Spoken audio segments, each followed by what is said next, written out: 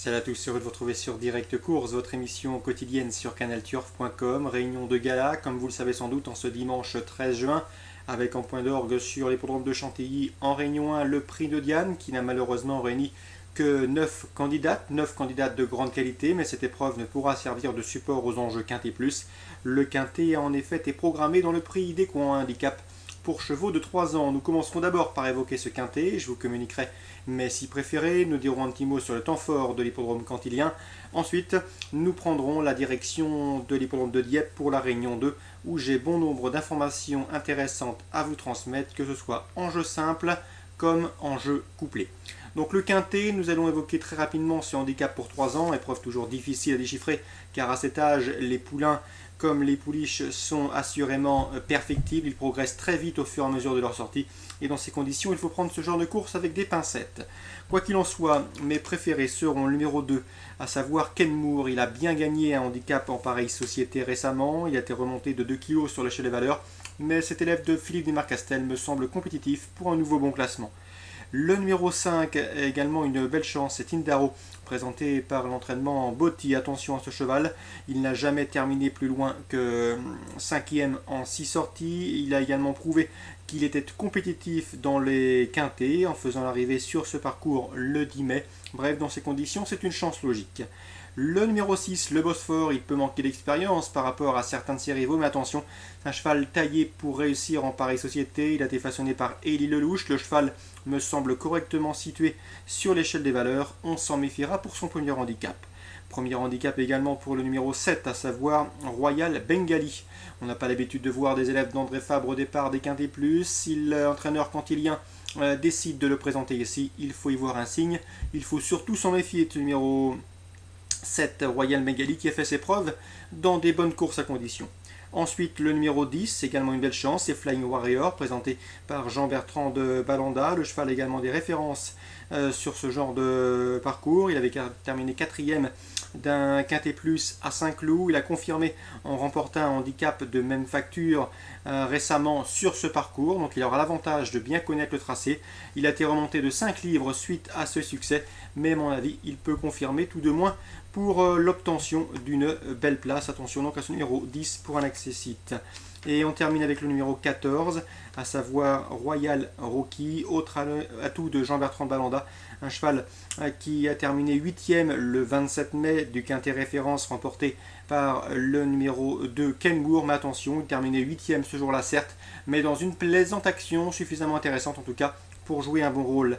On se résume donc pour ce tiercé écarté Quintet Plus, mais si préféré, le 2 Ken Moore, le 5 Tindaro, le 6 le Bosphore, le 7 Royal Bengali, le numéro 10 Flying Warrior et le numéro 14 Royal Rocky.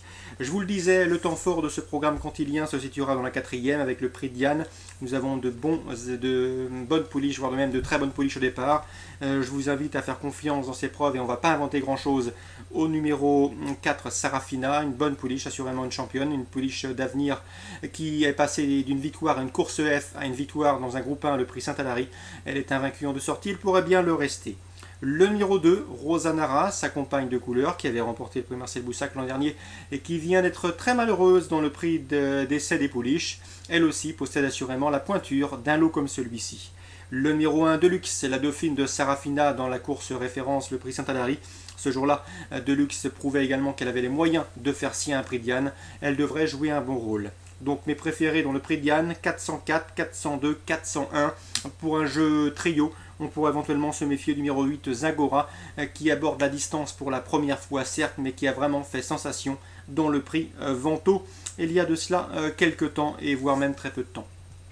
Donc voilà pour ce programme cantilien.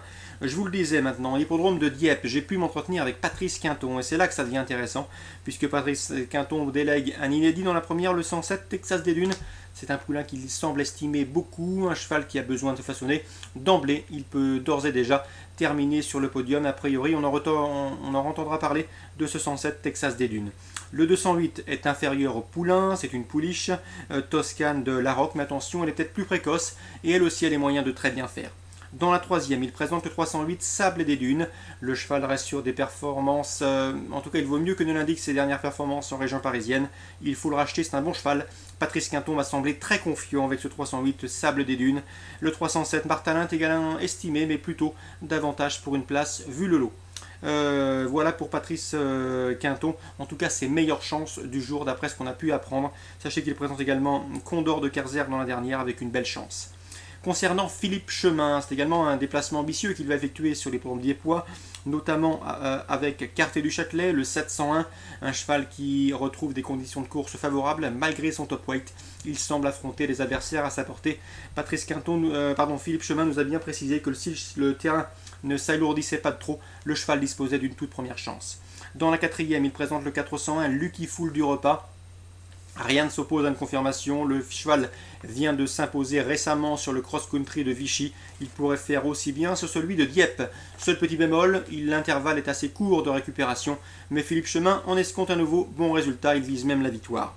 Dans la troisième, il nous a mis méfiance également avec son représentant, qui est également un sujet d'avenir. Donc vous l'aurez compris, on peut cibler à Dieppe la première, la deuxième, la troisième, la quatrième et la septième. Les meilleures informations parmi ceux-ci, sans doute Patrice Quinton avec le 308 Sable des Dunes, ça me semble très bien. Et Philippe Chemin, quant à lui, c'est pas mal avec le 401 Lucky Fool de Repas. Dans la septième, le 701 et le 702 disposent d'une belle chance, à en croire leurs propos.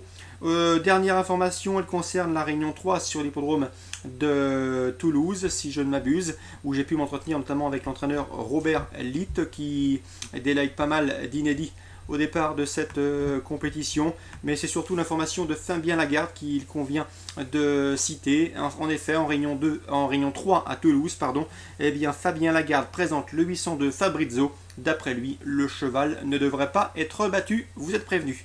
Donc voilà pour les informations nombreuses concernant ce programme dominical Chantilly, Dieppe et Toulouse, réunion uniquement consacrée aux galopeurs. Très bon jeu à tous, bon dimanche et à très bientôt sur Direct Course.